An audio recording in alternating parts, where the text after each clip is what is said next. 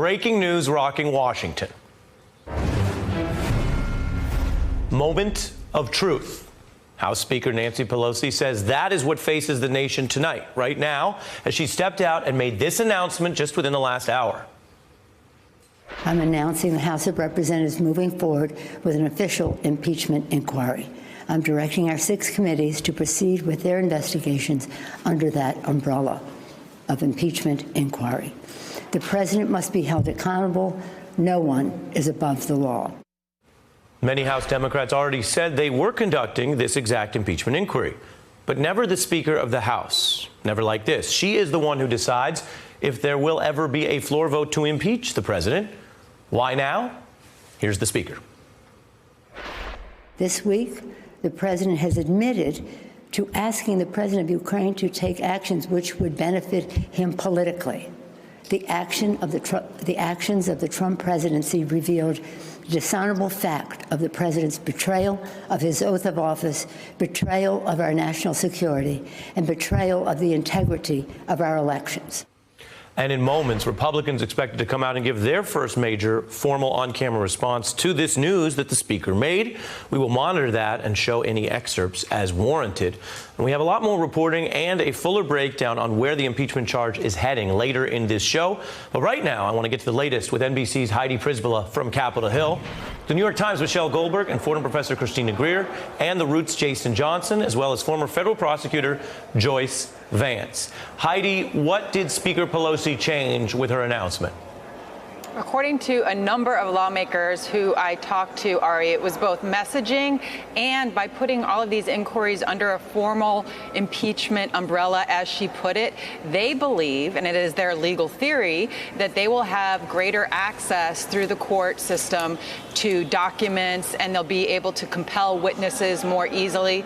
And it is also partly the messaging, Ari. In that meeting, I'm told by several members who attended, she said that, look, this is not just a case of the president asking a foreign country to dig up dirt on their political opponent, on his political opponent, but to actually manufacture evidence against him, because the Ukrainians have already disputed these charges at the highest level in terms of this Heidi, prosecutor who was dismissed. You're reporting, and this has been quite a day on the Hill with those meetings and then this dramatic announcement. You're reporting from members of Congress there is that the Speaker was outlining why Ukraine is different from what many of her members already felt, which is that there was already impeachable conduct? She did outline why she thought this was a new level of, in her words, corruption by the president. She also outlined a phone call today that she had with the president that was very interesting, Ari. I got a readout on that the president actually said to Nancy Pelosi, hey, can we do something about this whistleblower complaint? Can we work something out? And she said, yes.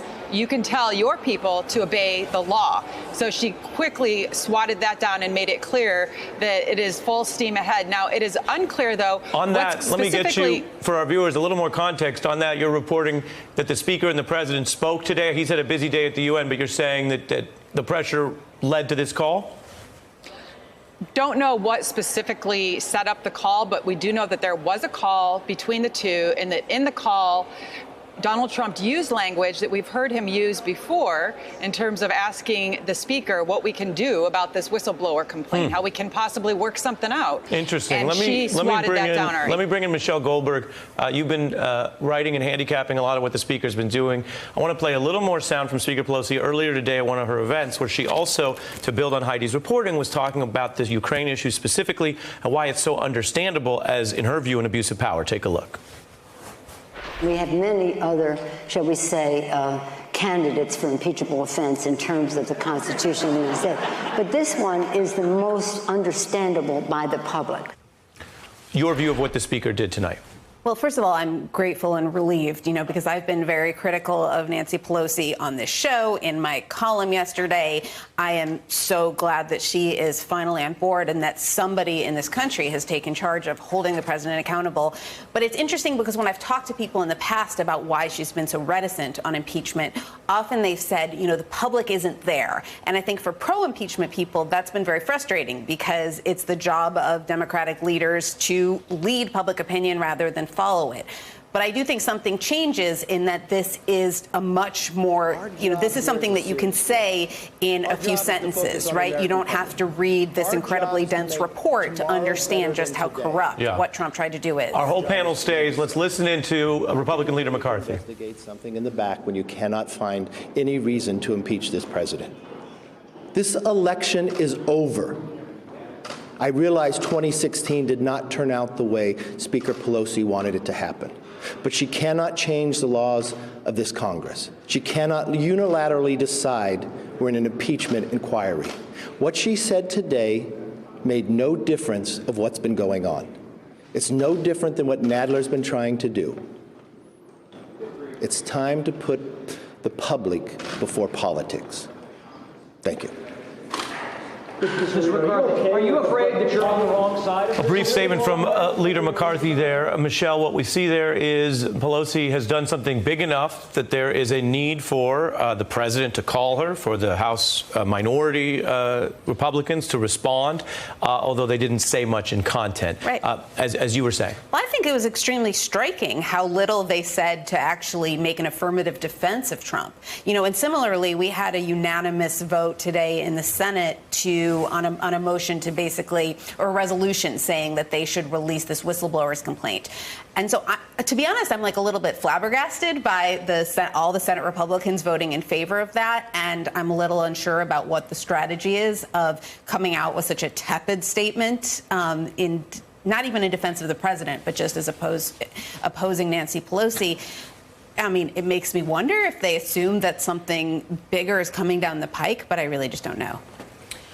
So, I mean, I think a lot of Democrats are relieved that we're finally at a moment because, as the Republicans are going to try and say, the Democrats are relitigating 2016, and that's not the case. The Democrats are finally saying there are so many egregious acts committed by this president, and he's been aided and abetted by people in his party. This is now something where he's actively moving towards 2020, possibly trying to... On such a big news night, I don't want to make light, but I don't remember Joe Biden running in 2016. That is true. As I understand it, one of the potential nominees, no one knows what's going to happen, and a member of the Obama administration and a contender to run against Trump is the target of what, if any other citizen would do, could be an illegal campaign international conspiracy. Right, which is what some of the Democrats were concerned Trump did in 2016 against Hillary Clinton. And we know that Trump pretty much assumes that Biden will be the Democratic nominee. And so his conversations with Ukraine, whether he thinks that, the transcripts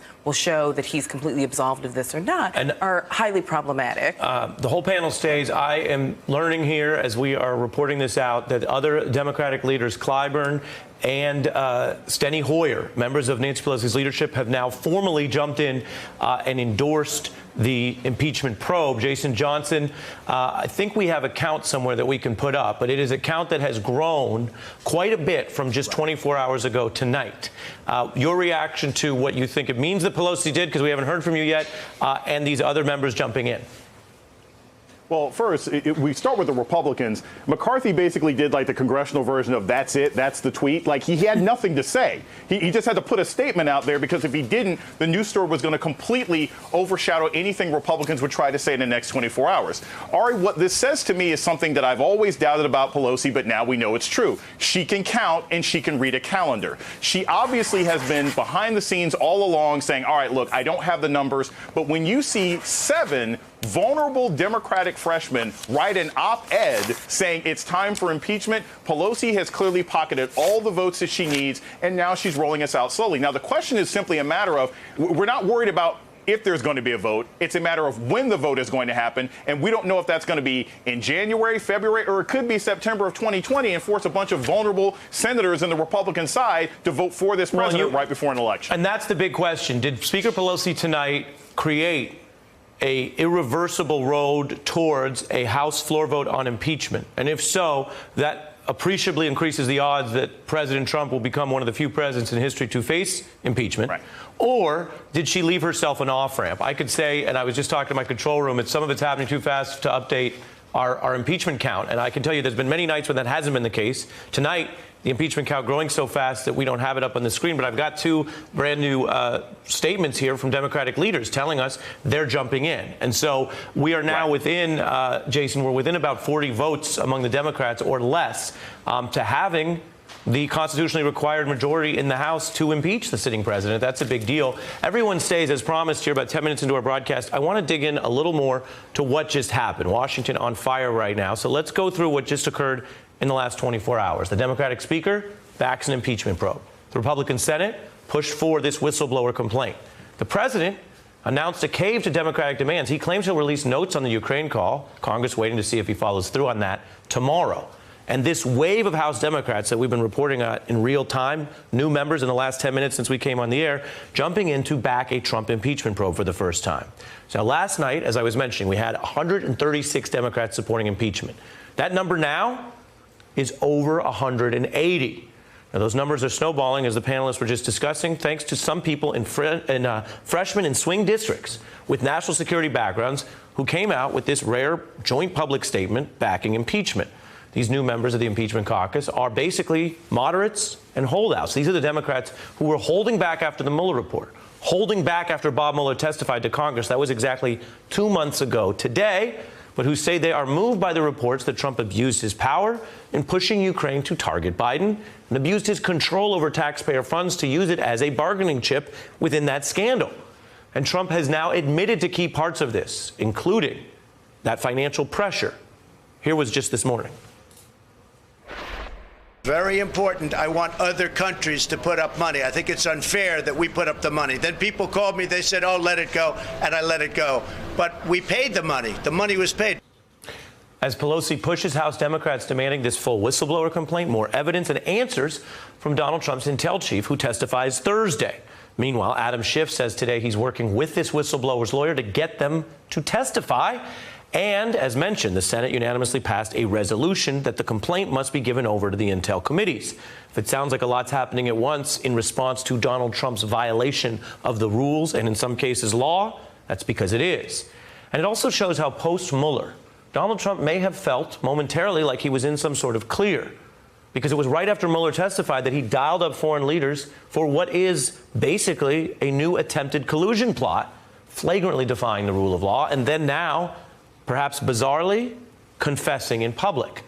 So we're seeing this all come together. Democrats from vulnerable freshmen to these party leaders to, yes, also people who are often seen as the conscience of the modern Democratic Party. Take a look at a statesman and civil rights icon, if you haven't seen this yet, John Lewis, now saying enough is enough. I truly believe the time to begin impeachment proceedings against this president has come. To delay or to do otherwise would betray the foundation of our democracy. Christina, where does that idealism fit into what has been such a hard-knuckle political battle? Well, I think that so many people in this country don't want impeachment. We don't want to think that someone who's taken an oath to protect the entire nation would actually do things to work against our best interests. And, you know, John Lewis is obviously a great civil rights icon, but he's also not someone who goes into a battle who's not prepared and hasn't really thought about these things. We know that he's a patriot. We know that he loves this nation. And I think it pains him to actually have to say that Donald Trump has done these things and we have to move forward with this. But I mean, if we are, you know, in this civil rights vein, then I say impeachment now, impeachment tomorrow, impeachment forever, if that's going to be the case, because this president has clearly shown us that he cares about himself and his businesses more than he cares about the nation and the goodwill of the American people. Joyce Vance is also with us, a federal prosecutor that we've come to rely on and who we should mention, as we often do, was sought by the House to testify on this very issue. Appreciate you being a part of this and your patience tonight. I give you an open swing. Everything we've heard thus far, including these new Democrats just this hour jumping in, as well as the constitutional significance of the Ukraine scandal being about what President Trump did in office, rather than, in some cases, earlier questions about acts before he became president.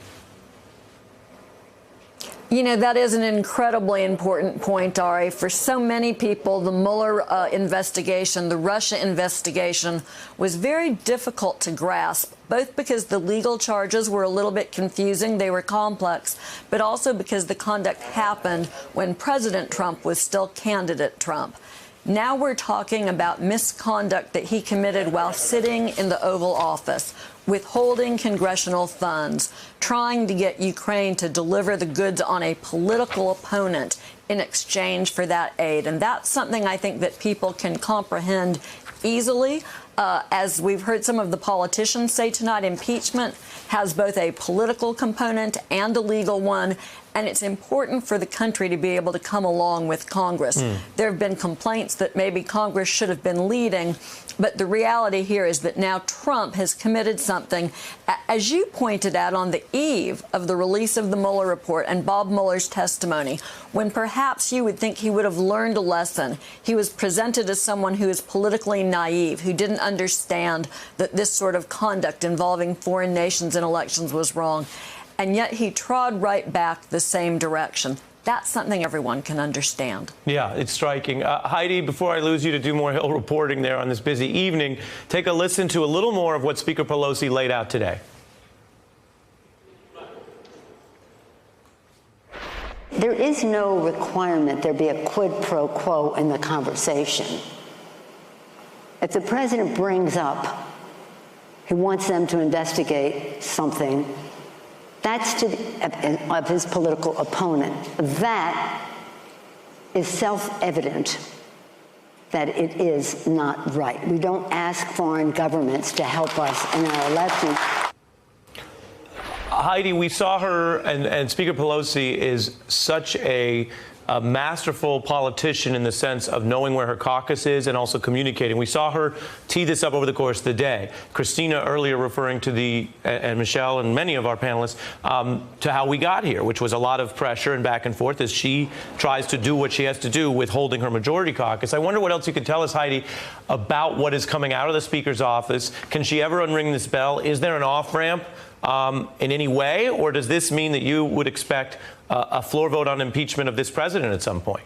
So as of this Tuesday in September, I would say that we only have an inquiry at this point, but we're going to know darn sure very fast because, Ari, on Thursday, if the DNI does not produce that whistleblower complaint, then what is going to happen is that the legal brass knuckles will come out and they will use every resource they can to rain down on members of the Trump administration.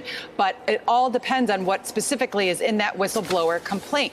The Speaker is right. I've talked to a number of members who said, look, you don't need to articulate the quid pro quo for you to execute the quid pro quo. If you're withholding military aid at the same time that you're pressuring the leader to essentially, in the Speaker's words, manufacture and cook up evidence, because again, I can't stress enough that her message in this meeting was that the reason why this is so nefarious is that the Ukrainians themselves had already determined and said on the record that none of this had any merit, that the investigation itself had been shuttered for about a year. And so Thursday will be a real inflection point. That is why the president obviously is so disturbed that he would bring it up in a phone call and say to Speaker Pelosi, what can we do to work this out about this whistleblower complaint?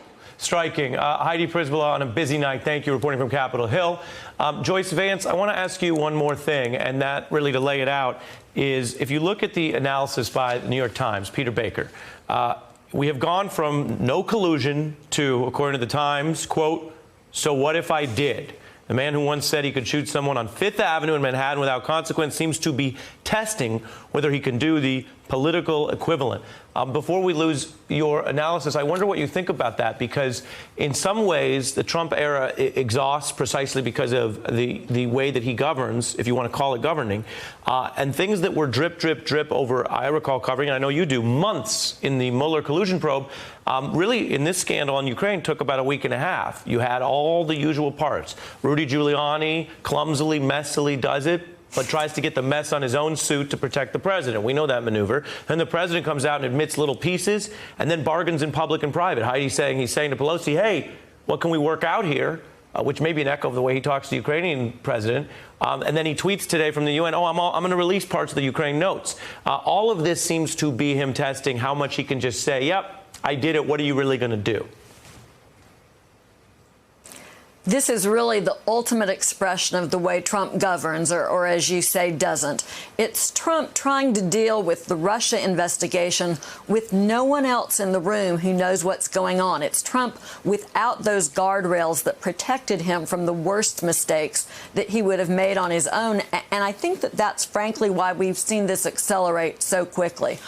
What we don't know here is, I think, in many ways as interesting as what we do know. What should have happened here was that once the Inspector General for the intelligence community deemed that this whistleblower report was both credible and urgent, it should have been transferred by the Director of National Intelligence almost automatically in 7 days to Congress. There was no reason for Congress or the Justice Department to know that it even existed.